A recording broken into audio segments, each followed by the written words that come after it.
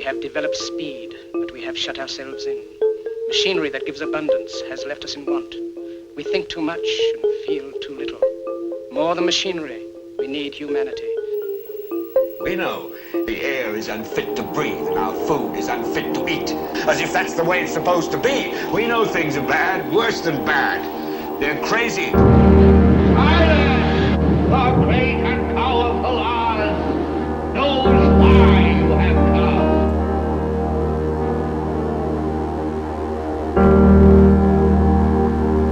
You've got to say, I'm a human being. God damn it! My life has value. You have meddled with the primal forces of nature. Don't give yourselves to brutes, men who despise you, enslave you, who regiment your lives, tell you what to do, what to think, or what to feel, who drill you, diet you, treat you like cattle, use you as cannon fodder. Don't give yourselves to these unnatural men with machine minds and machine hearts.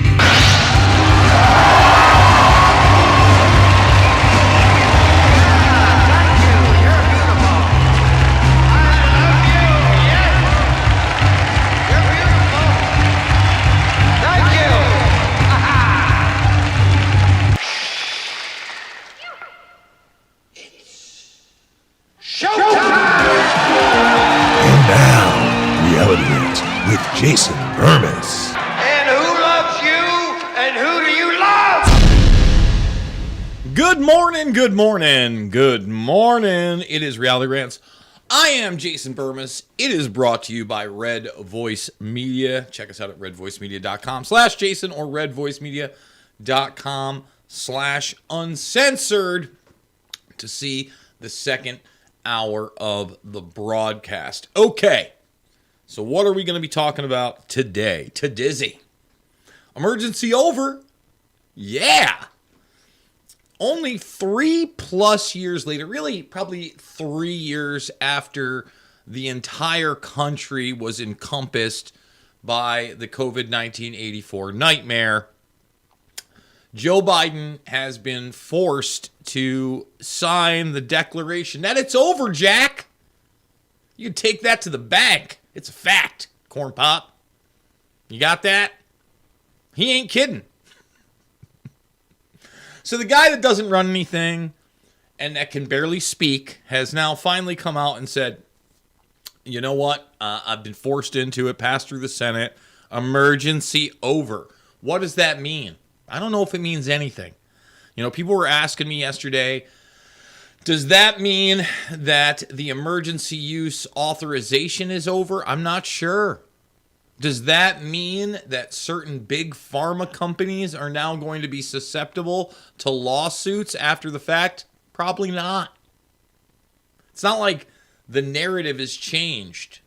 And their great narrative pushes forward quicker and quicker and quicker every day. Okay? That's the reality we have to deal with. And we also have to deal with a reality that the guy they tell us is the president of the United States runs nothing. Not a thing. Zero. Zip. Zilch. Makes no decisions whatsoever. And in that sense, I really am sympathetic to those that talk about this being Obama's third term.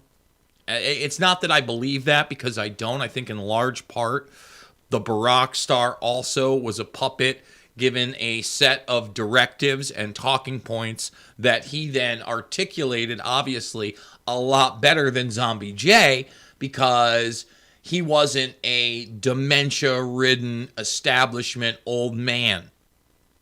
Okay? He was an up-and-coming, social-climbing, malleable, groomed puppet.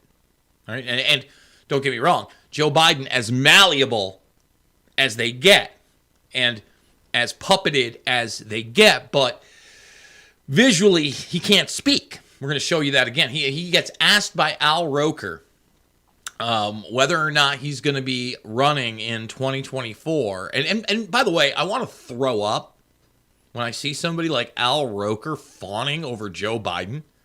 Ew. And it's not like I don't understand that Al Roker's just a TV personality, but the way that the media not only refuses to acknowledge that there's a zombie in office, okay, and he doesn't run anything, is repulsive and disgusting. And we got a clip of Karine Jean-Pierre being asked, hey, why doesn't Biden do press conferences? We're now midway through 2023. How many press conferences has this guy done? 4? Maybe 5? I mean, we're not talking one a quarter here. Like a fiscal quarter, like if you invest in a company, okay, you're on the stock market and you're a shareholder, okay, every quarter there's a shareholders meeting where someone gets up there, tells you as a representative of that company, like the president would be a representative of this country, and gives you a little, hey, this is how we're doing, this is the profiteering, let's take some questions. Oh, do we get that? No. Instead, we get a press that is bewildered. Why doesn't he do press conferences? Because he can't stay awake. It's obvious. He doesn't run anything. And, I'm sure when the Democratic establishment and the quote-unquote elites, really the predator class, were getting their individuals ready for fortifying the election. Those people at the mid and low levels, and a lot of those people, millionaires, some of them billionaires, were told this was going to be Obama's third term. Oh, don't worry, the Barack star is going to take care of things behind the scenes. But what that really meant was those around the Barack star and that administration would then be directing policy via the empty vessel that is Joe Biggity Biden. And, I don't know what they were thinking with Cackle Monster Harris there, the Kamala Monster, other than we're hitting the boxes. Woman of color. Ooh, as the first vice president. We can't get a woman in president. We'll put her in there. One of the most unimpressive people I've ever seen on television. Not particularly charismatic or intelligent or attractive. There's a lot to be said about your personality that makes you more attractive. I'm a firm believer in that. I think that it's worked in my life. I don't think that, I'm the best looking guy. I don't think I'm the worst looking guy in the world, but I think my personality takes me a little bit further. The ability to have a conversation and relate to people in numerous social situations. Can you imagine being stuck with the Cackle Monster? Oh my God. What a nightmare. Yuck. So, we're going to go over Biden a bit. I can't help myself. We're going to talk a little bit of Trumpsky and Hutch. We're also going to get into the Bud Light scandal, only because I don't think people realize how devastating this is going to be, and it is, for liquor distributors and beer distributors. And not so much liquor, although Anheuser-Busch has certainly gotten outside of the beer game, but for those that aren't in the business, all right, I'm going to let everybody on a little secret. As a guy that ran a bar for years, the number one seller, always, without question, without question, the number one seller in a college town is Bud Light. It's not even close. On a busy weekend, let me break it down for you. I had 24 on tap, max capacity of, I think, about 165, maybe 175 people, a staff of at least 10 or more when you have the place packed and you're doing stuff. On a busy weekend, just a normal busy weekend, you go through 3 to 5 kegs of Bud Light. Easy. There's not another beer that is even in the range of that. The only thing I can think of as close was actually Blue Moon, which I believe is now owned by Anheuser-Busch, but I could be wrong. Because I did see that, what was it, Miller Lite versus Coors Light, so they could be on the other side of the spectrum. They want to be. So let's say that I am a concerned citizen, if you will, okay? And I didn't like what I saw. And I own the bar, and I'm just saying, you know what? Forget, we're not carrying Bud Light. That's huge. But then I say, you know what? We're not carrying as many, if any, Bud Light products. Now, Bud Light has even tried to get in the seltzer game. White Claw, what's the other one there? There's some other crap. I don't know. I don't drink them. They remind me of Zima spritzers, right? I don't want them. They're not mine. I luckily got out of the bar business just as those were becoming popular, so I never had to order them. But that's another one of these things that just taken off the table. So I'm sitting there and thinking, man, if I don't like this guy and my Anheuser-Busch rep comes in, you know, there are a lot of people. Usually I would go with what would make me deals. Like if I bought a certain amount of kegs, can you knock 10% off of this or 20% off of that? What promotions do you have? That sort of thing. But you're going to be devastating to the distributors, especially in the heartland. And of course, why would anything work the way it's supposed to? Why would desktop 4 just not come up? Let's see if we can do that. See, that's not the one we want. What in the world? Okay. That's going to be an issue. That is going to be an issue. So just out of nowhere, my monitor that's sitting right here doesn't want to come up. Let's see if we can just add the source. No. That is, oh boy, this is going to bother me. Can I just refresh it? Nothing. Oh, it's going to be one of those days. One of those days. You know what? We'll just put this over here then. We got fixes when we're live. But that doesn't look as good. That actually looks terrible because I have that scrunched up. Let's bring it back to that. Okay, now we're good in the hood. We've got it. I don't understand what happened there, but I don't like it. I don't like it. How did that happen? My monitor's sitting right there. Just didn't want to read it? Great. Awesome. Bud Light sales plunge as distributors in the Heartland and the South are spooked by Dylan Mulvaney backlash as Anheuser-Busch rep fears he won't be able to feed his family. That's real. Can you imagine? You go on your route, all right? And basically it was once a week.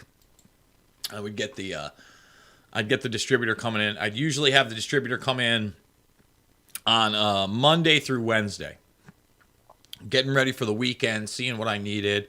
I could always give him a call. I think 2 days afterwards, I'd get delivery. So yeah, usually Monday, Tuesday, actually. So I'd get the delivery on Thursday. You got 10, you got 20 stops in a day, and 3/4 of those people are saying, you know what? No thanks. We're good. We're going with something different. And I'm just going to show you this gentleman here who has had his life turned upside down. He didn't know that his company was going to go full on ridiculous. He had no clue. Well, guess what? He knows now. I work for an affiliate company. I am a merchandiser, and the sole product of the company I work for is Anheuser-Busch products. So with all this canceling going on, I've never seen such little sales in this past few days on these products. And it's sad because when people don't buy this beer, I don't make money, and I can't feed my family. So it's kind of heartbreaking, I guess, that Anheuser-Busch did what they did. They don't know their clientele. So it's kind of heartbreaking. Thanks, Anheuser-Busch. I may not be able to feed my family coming up here soon. He looks real happy. at least he's telling it like it is. And that's how it is. All right? Think about that. The thing is, they knew their clientele. They knew damn well. This whole push is not natural. It is unnatural. It's a scam. It's gaslighting on the next level. They've pushed it to the limit of where they can have visual acceptance, but we live in a post-truth world, so they don't give a mother truck. They don't. What did we talk about this week?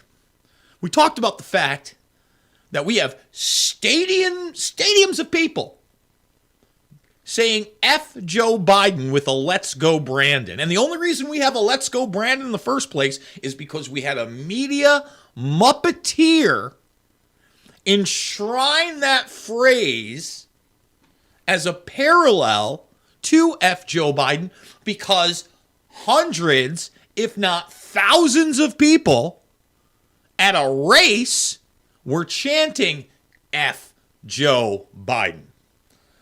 So she's interviewing a guy named Brandon, and she acts like it's Let's Go Brandon. And now it's become a cultural phenomenon all over, to the point where you have small children at wrestling meets.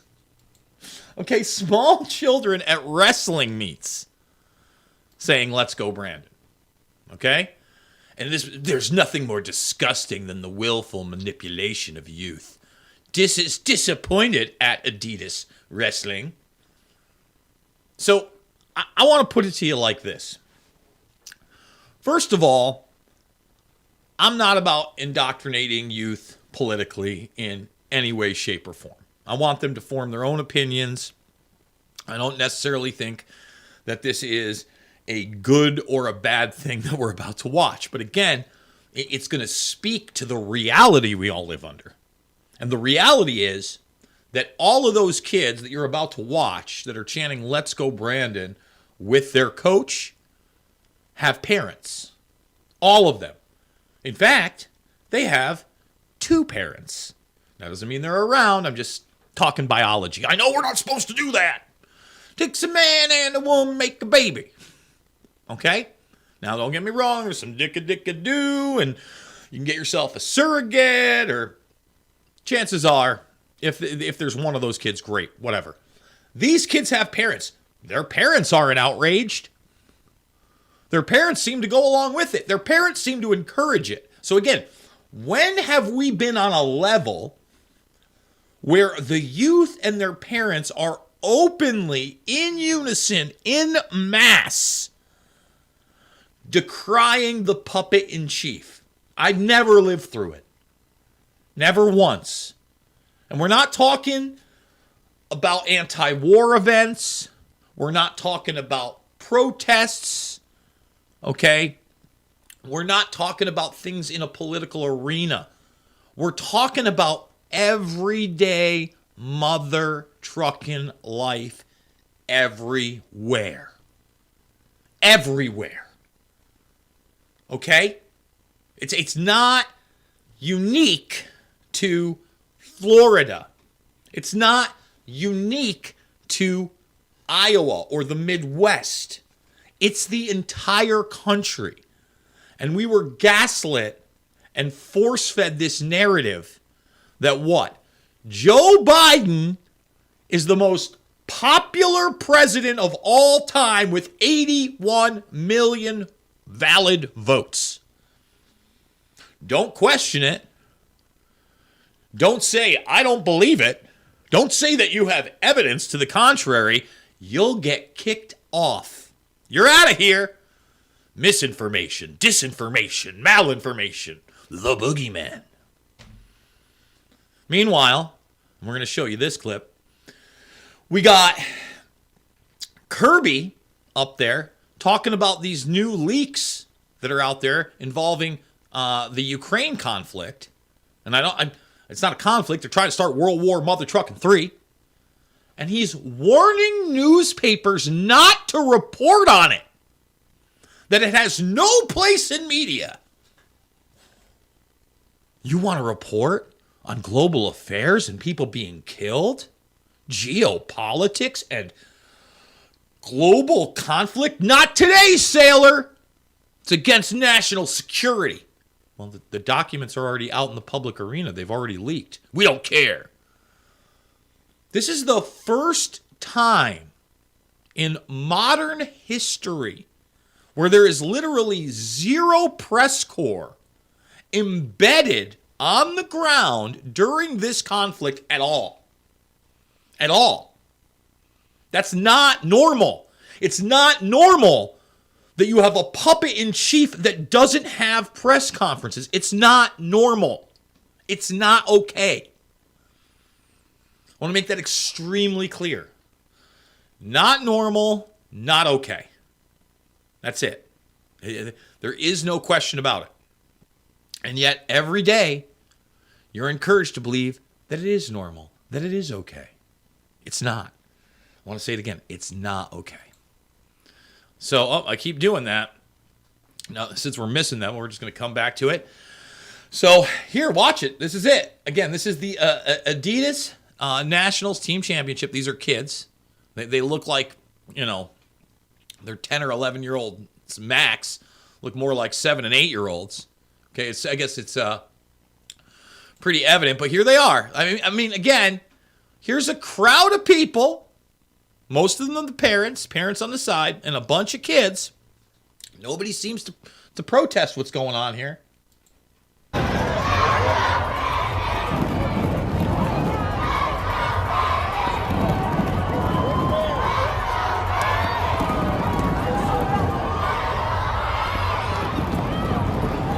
Again, can anyone name me a time in history where this has happened?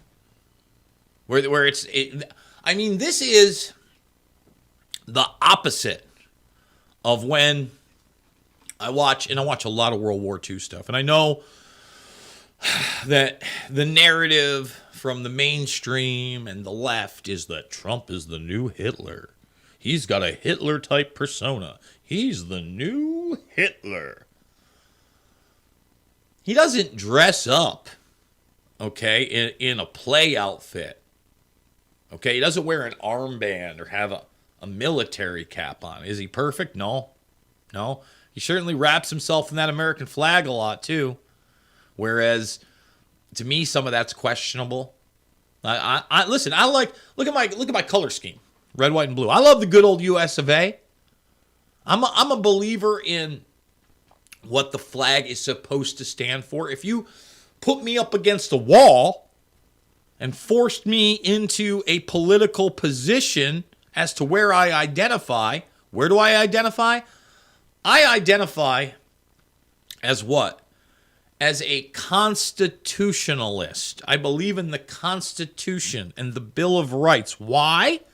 They are the perfectly imperfect documents that guarantee individual rights beyond the collective, that protect the little guy in theory.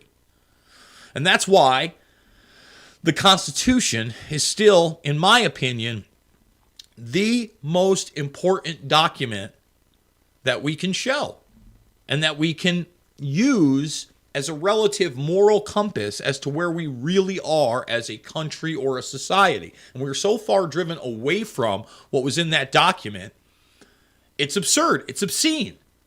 And what do I mean by perfectly imperfect? Well, a lot of people, especially in the mainstream and on the left, they're going to come at you with that talking point. These guys were slave masters.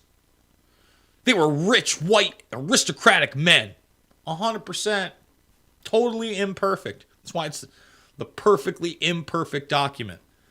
But some of those guys were wise enough to understand that that wasn't the future. All right? Some of those guys realized that they needed a means as to get rid of this idea that there was a outward caste system. Okay? And that's why you had amendments to the Constitution. That's what it was. 100%. And when you get to the point where you have women's suffrage and them voting, when you no longer have slavery, okay, when all of that's gone, all of a sudden you have a pretty damn great document. Again, not perfect, right? We still have to have the civil rights movement in the 50s and the 60s. And by no means were the 70s or the 80s perfect. But I got to tell you, as a child of the 80s, I visually saw and felt racism start to decline. Visually. And any honest person that's in my age range or older will tell you the same damn thing. But in 2020, what's the mantra? White supremacy has taken over. That's what the Trump administration, it was white supremacy. There are bigots everywhere. I'll never forget a conversation I had with a total stranger, and I've had plenty of those, before the 5th anniversary of 9/11 in the Los Angeles Convention Center. Okay? And this was the event that got picked up by C-SPAN. You can actually watch me at the end of the event talking about coming to New York City on the 5th anniversary of 9/11 to protest, how this was our last chance, and we failed. We didn't fail to get, thousands, if not over 10,000 people there. We did that. We gave away thousands of DVDs, thousands of T-shirts. We did that. Media ignored us, even then. Fake news, you bet. Tried to marginalize us and demonize us.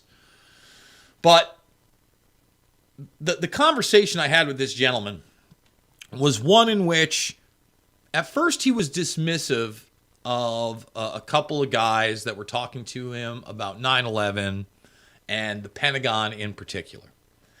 And so they brought me in knowing that I was a decent conversationalist. I knew my facts. And I start having a conversation with this guy, and we're going back and forth. And he goes, do you think there's anything in this country that's gotten better? And this guy at that time, I'm 26 years old, 27. This is a while back, guys. I mean, we're 20 plus years deep on 9/11. It's crazy, right? And I looked at him, and it was a black gentleman, by the way, probably like in his 40s, maybe even early 50s at the time.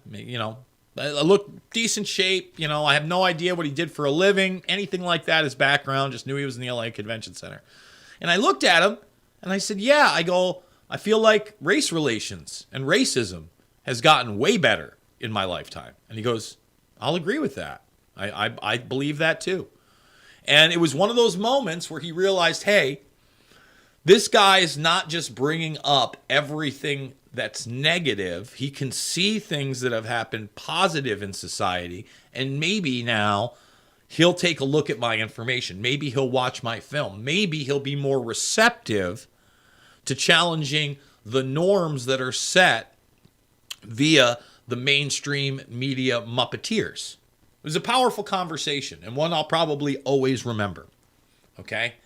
And all of that seemed to be washed away somehow. And that's not to say that there aren't Nazis, there aren't skinheads, there aren't racists, there aren't bigots, there aren't anti-Semites. There are. They're out there. To say that they have a prominent or prevailing voice in this society or a dominant voice is ridiculous. In fact, it's cartoon level and just not real at all. It's not real. If it were real, we would acknowledge it. Unfortunately, not real. Not unfortunately. I'm glad that I don't live in a country run by like racial motivation. That'd be bad. I think about these things and how the detractors throw people under the bus and everything's white supremacy. And luckily, I only get that sparsely from anonymous losers on Twitter when I make a post that somehow is interpreted as like pro-Trump. And again, my feed is not pro-Trump.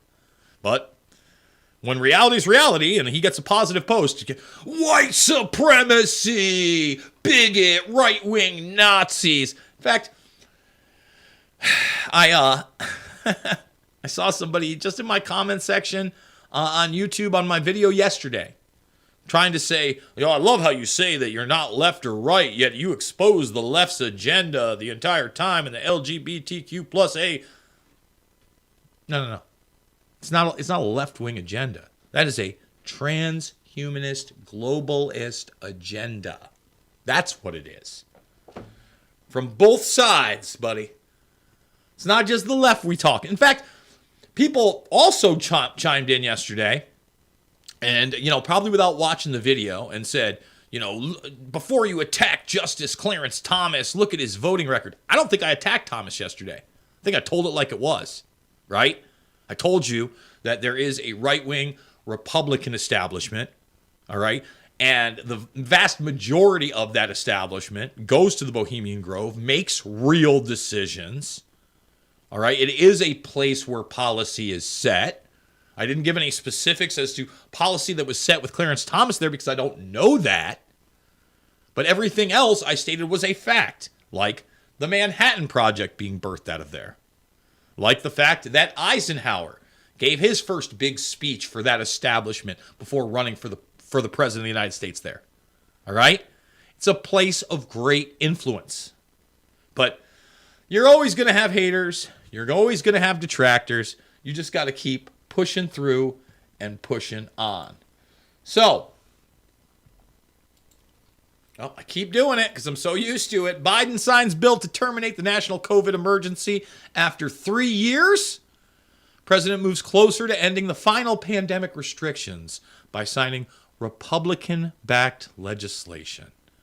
Well, it's about damn time. So it's hereby terminated. Remember, declared on March 13th, we're talking 37 months. So it went from 2 weeks to flatten the curve, to slow the spread, to 36 months. Did I say weeks before? 36 months. That'd be 37 months. Man, I can't do math. 37 months. I'm sitting there and going, that's not right. 37 months. 2 weeks to 37 months. 2 weeks to 37 months. With a whole bunch of hate and lies in between. I'm going to show you some of those hate and lies in a moment. In fact, let's jump to this story really quick. I don't want to get thrown out. I don't want to be in trouble for medical misinformation. But Mr. Crosby here, and look, I'm a Crosby, Stills, and Nash guy. I like it. I may not share the same politics as Mr. Crosby, but I enjoyed his music over the years. He's an interesting person to follow. Now, apparently, this guy was fine earlier in the day. He actually did a sound check. He was practicing, and then he went home and he fell asleep, and it was over. Okay? Now, what I want everybody to see, and this was the second time that he'd gotten it, is this. So far, people are fine after the you-know-whats. I am, my family is, and every single person I know that has taken it is fine. This is 1 year ago today. Ta-da. 1 year ago today. Ta-da. Now, he passed in January. Okay? So, about 8 months after that? After he got what? Oh, but I thought the old boopity bippity boppity boop stopped hospitalization and death. That's the narrative they ran with. Okay? So you ask yourself, I'm not breaking out my jump to conclusions, Matt, here.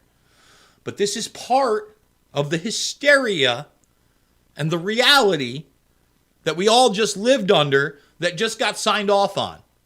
Again, it didn't matter that Joe Biden was at a car show almost a year ago now because time be flying.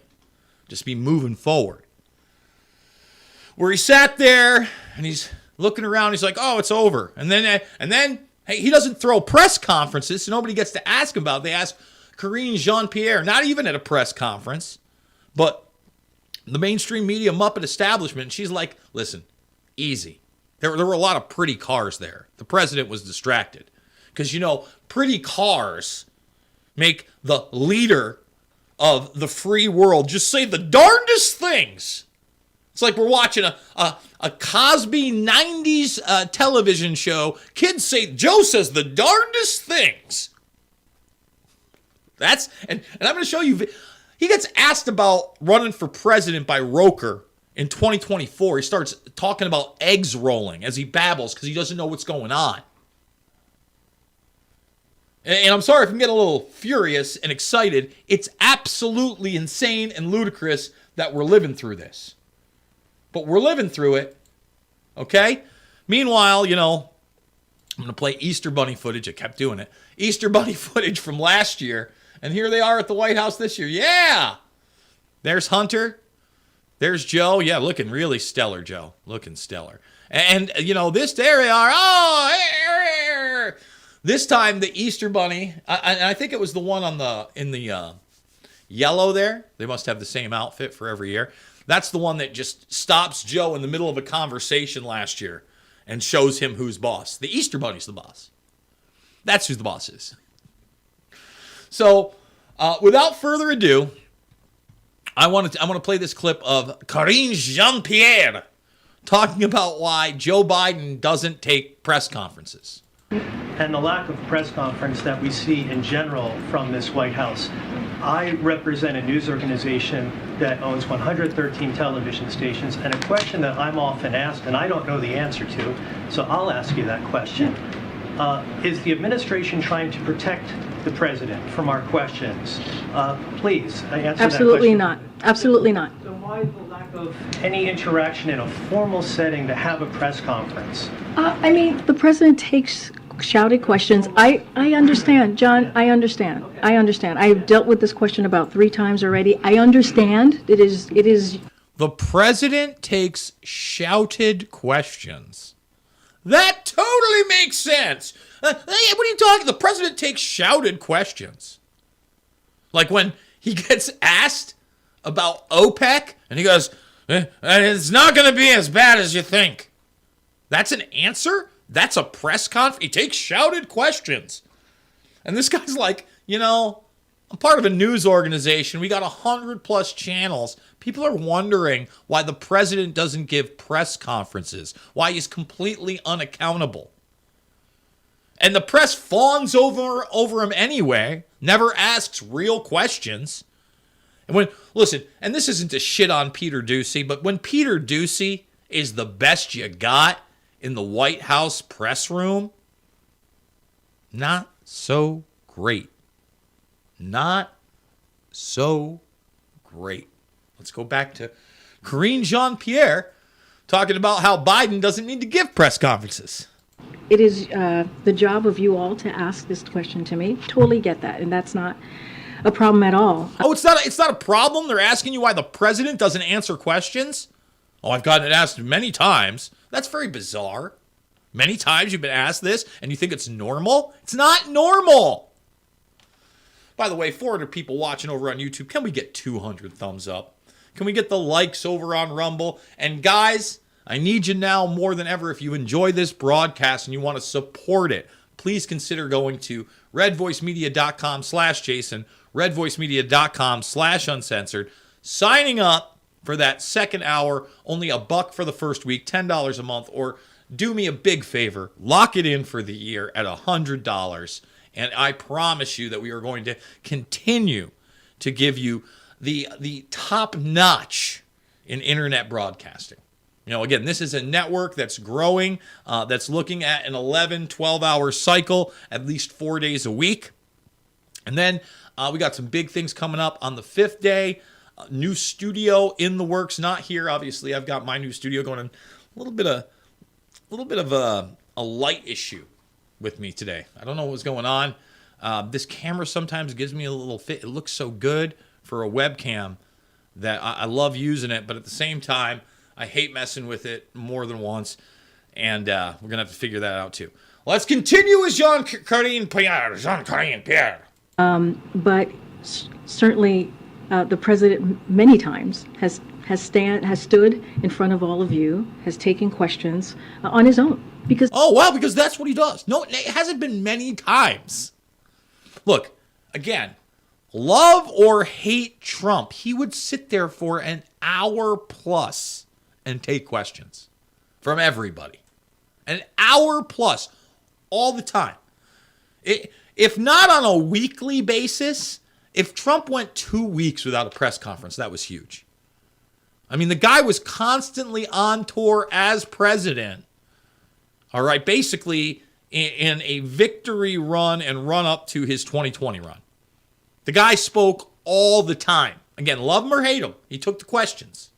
He wanted to see what was all on your minds. He wanted to see what the questions you all were going to ask him, and he wanted to answer them directly. That has happened multiple times, many times.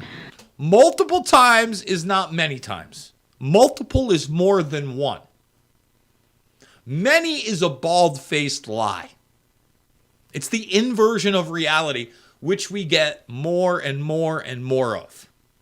During this administration, and that will certainly continue to be. When it comes to a formal press conference, I don't have anything to share with you at this time. Just one last thing, sure. Just to button it up. You recognize that as it relates to prior administrations, the president's predecessor, President Obama, President George W. Bush, I've been here long enough to have covered President Bill Clinton. This is not the norm. The norm is we do get an opportunity to ask the questions to the president about domestic and foreign policy issues in a formal setting at some point. And you choose that point, but we haven't had that opportunity in quite some time. So I'll say this. It is also unprecedented that a president takes as many shouted questions as this president has. Bullshit! That's also not true. It is not unprecedented that a president takes so many shouted questions. Again, totally and completely untrue. Think about yesterday's broadcast. Bill Clinton, not in office at the time, okay? That guy shouts out something about frogs and then the Bohemian Grove. He took those questions, not even as the president. Presidents and political officials often take shouted questions that they retort to. That is the norm. This woman, I mean, look, she looks at her feet while he grills her on this and says, this isn't normal. Stop acting like it's normal. And this very unimpressive woman has her talking points. Again, they're all so unimpressive. That it is normal. And you have to believe me because I'm a woman of color who likes other women and is in a pink pantsuit. I'm the authority here. I create the Karl Rovian reality that I would like. It's the same playbook. Has, and he has. I know the last administration, but I'll tell you, almost every day I'll be Okay, filled well, we'll certainly get the data and share that with all of you. I hear, John, I hear your question, I heard Zeke's question, I hear you. I hear you on the press conference, on a formal press conference. We get this probably every couple of months when you guys ask us about a formal press conference. I don't have anything to share with all of you at this time. Think about what you just said there. We get this question every couple of months. Yeah, you do. Because it shouldn't be 2 months before a president gives a press conference. It shouldn't be 3 months, shouldn't be 4. Can anyone tell me when the last time was that he took an actual question and answer press conference? Does anyone want to look that up? Like, come to think of it, you know, how many times we're probably going back 3 to 6 months where he's at like a construction site babbling, not taking questions. It's probably a month or 2 out from when he was in the New York City subway talking and not taking questions. I can't remember the last time the guy had a formal press conference. I can't. How long has it been? Is it before or after last year's Easter Bunny incident? Pakistan should not, and Afghanistan should be people's. Oh, the Easter Bunny, Mr. President. Yeah. Oh, man. See, I want to see him stumble out of there a little bit longer. I mean, does this look like a guy that's running the country? Oh, the Easter Bunny's here. Oh, hey, Joe, stop. Whatever you're doing. Huh? Okay. Oh, that's the guy they tell you is running the country. He's the dude. That's the man right there. And here's Al Roker fawning over Joe Biden as he can't talk, as he can't speak, talking about rolling eggs. Are you saying that you would be taking part in our upcoming election in 2024? Well, I'll either be rolling an egg or being the guy who's pushing them out. Come on. I'll either be rolling the egg or the guy that's pushing him out.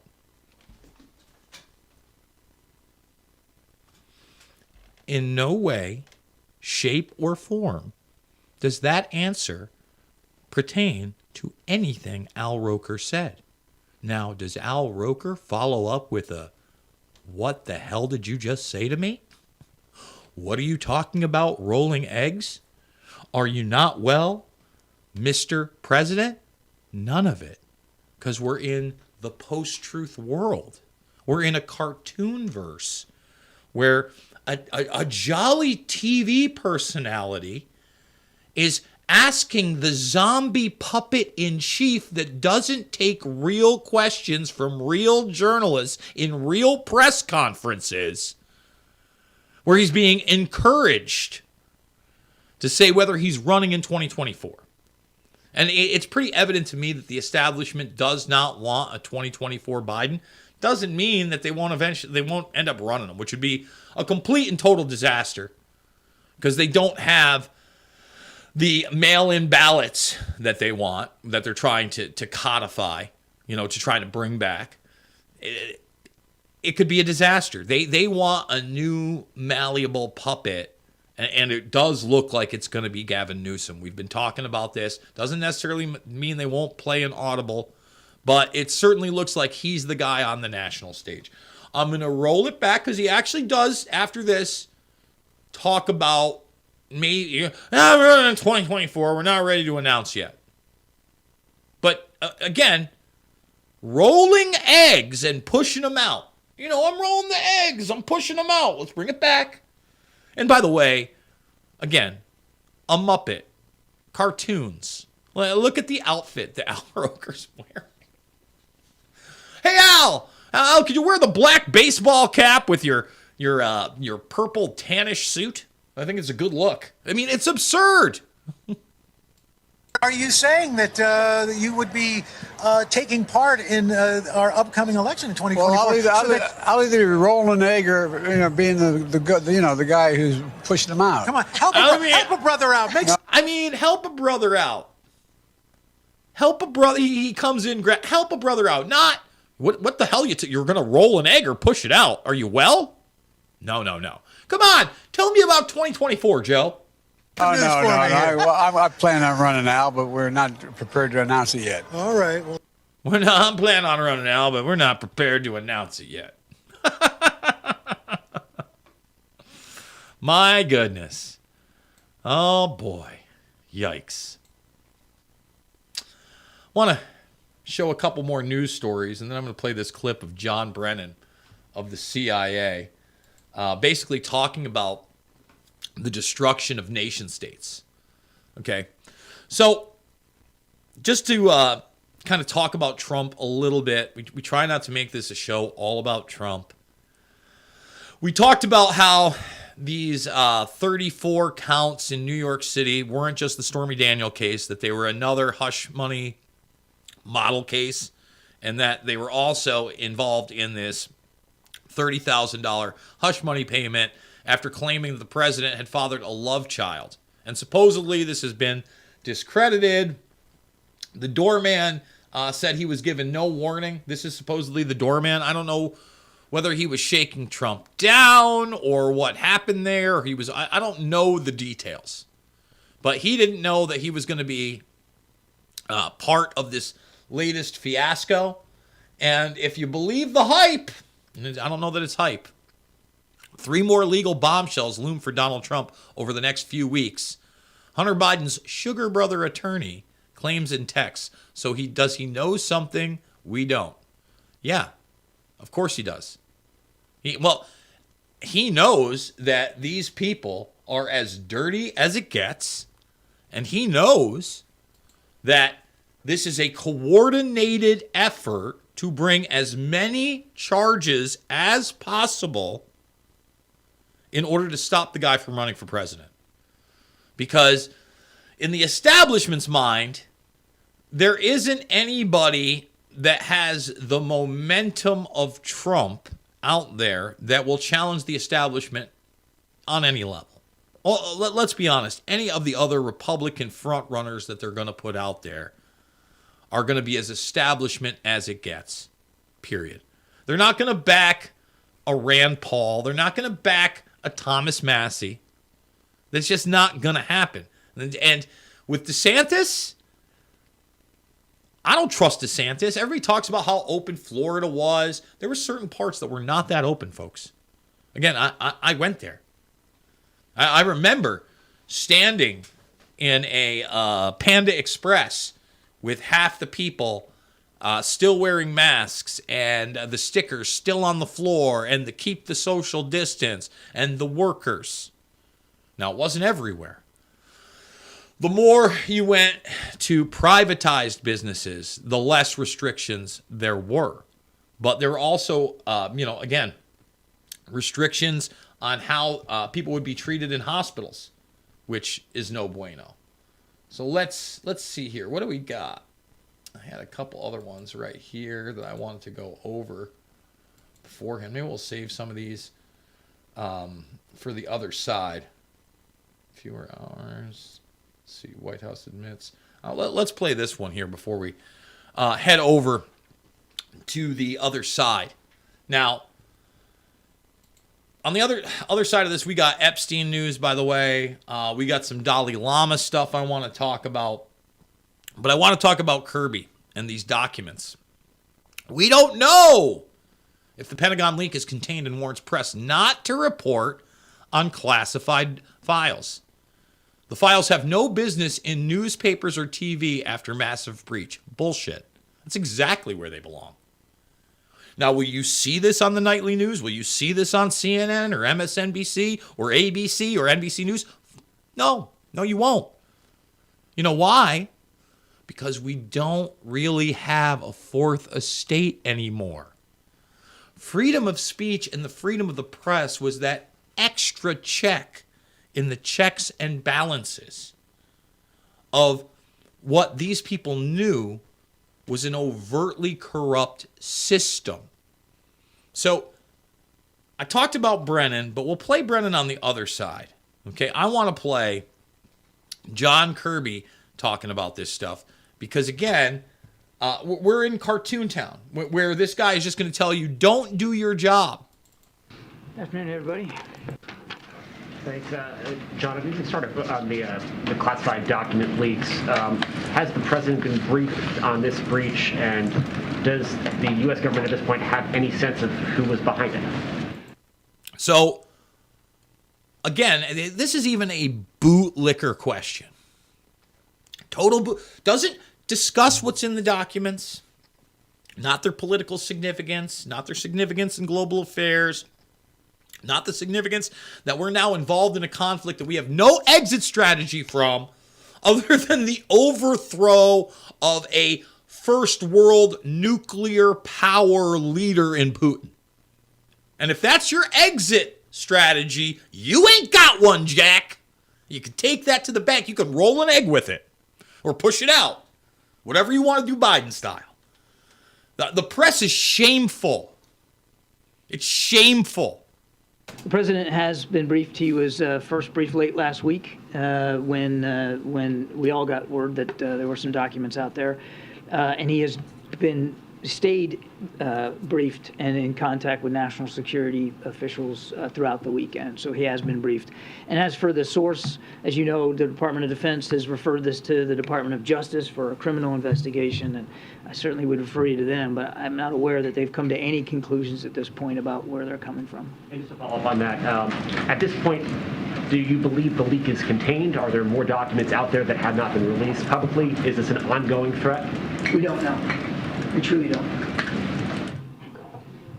We truly don't. We don't know. Just keep it out of the newspapers. Moving to the tensions between China and Taiwan, we know the president can pick up the phone anytime and call President Xi. We've been told that this call is coming for months. Why hasn't he just picked up the phone and called President Xi to say, knock it off? The president looks forward to having another conversation with President Xi. And we'll do that at the appropriate time, and we'll certainly keep you apprised of that. It's important that those lines of communication stay open. The tensions are certainly high right now. We'd like to see this relationship get onto a better footing. And when it's appropriate for the two leaders to talk, then that'll happen. Joe Biden isn't a leader. And President Xi doesn't take him seriously. That guy, again, love him or hate him, is somebody who is on the global stage in the global arena that now has some pull. And according to Klaus House, what? That's the model. They're the leader in the next century. He couldn't give one iota about Joe Biden and what he thinks about Taiwan. You think President Xi thinks that Joe Biden runs anything at all? Like, I don't know if he speaks English, but I guarantee you, when that guy gets briefed, he's briefed at the utter incompetence of the guy that we put forward as our leader, period. And that's a fact, Jack, and you can take that to the bank. Let's continue on, because this goes on for another 5 or 6 minutes. And again, he tells people to keep this stuff out of newspapers during this very short presser here. I want to stress, that said, that we are and have been able to maintain lines of communication between our two countries, even throughout all these tensions. And in fact, we're still working to get Secretary Blinken back on a plane over to Beijing, as he was planning to do a couple of months ago. And we're in talks with the PRC about potential visits of Secretary Yellen and Secretary Raimondo, at their invitation, by the way, to talk about economic issues. And while it's not popular, would the president ever speak directly to President Xi? I mean, would there be a conversation there, perhaps? What is his take on this meeting between House Speaker McCarthy and President Xi? Not uncommon for presidents of Taiwan to transit the United States, as President Tsai did. It's also not uncommon for Taiwan officials, certainly at the president level, to meet with members of Congress, as President Tsai did. It's very typical. There's, again, no reason for any overreaction here. Yes, sir. Thank you. Hello, Admiral here. Still on Taiwan, how does the U.S. see the latest Chinese military exercises there, and is the U.S. confident that Taiwan and help from the U.S. could continue to deter China from a military, solution as they would see it? Because what they've been, that saber rallying, we call it, was a lot more than sabers. And one of the reasons that we're playing this, and it doesn't have to do with the leaked documents, is this is a setup for a global conflict. We do not want to get in a military conflict with China over Taiwan. I'm sorry, we don't at all. Not even a little bit. And I just don't think that the average citizen can comprehend what an actual war with China might look like when you have 3 to 4 times the total population of the United States, which is a pretty large nation state in the first place. And you have a first world military, all right? You have a first world society that's in space and that has submarines. All bets are off, man. All bets are off. And I stay up a lot and I watch a lot of World War II stuff, and I can't comprehend that stuff coming over here. That's how devastating it is. Thumbs it up, subscribe and share. Remember, I am a documentary filmmaker. Loose Change, Final Cut, Fabled Enemies, Invisible Empire, and New World Order Defined, and Shade the Motion Picture are free right here, right now. Red Voice Media, you can find it. Rumble, you can find it. Rockfin, you can find it. And even on the YouTube playlist, you can find it. We're about to go over to the premium end of the broadcast. I want to remind everybody you can listen live for free over at the infowarrior.podbean.com. But come on over. redvoicemedia.com/Jason. redvoicemedia.com/uncensored. $1 for the first week. $100 for the year. Or just pay $10 a month. You get me and a bunch of other great creators on an expanding network that is trying to take on not only the cult of the mainstream media, but the cult of the quote-unquote alternative right media, the big conservative media that doesn't want to say certain things and challenge certain ideas because you might hurt some feelings, or they go outside of what the normal talking points are, or they paint the Republicans in a bad light or the conservatives in a bad light. We're about truth here, and that's how we roll. So one at a time, we're gonna let them go. Come on over to the premium end, or come listen over on Podbean. And remember, if you go over to my Twitter feed right now, we've got 4 or 5 premiums listed that are now available for free, because every 2 weeks we have them go for free anyway. So one at a time, let's let them go. Rockfin, thank you so much. Couldn't do it without you. Really do appreciate you guys. YouTube,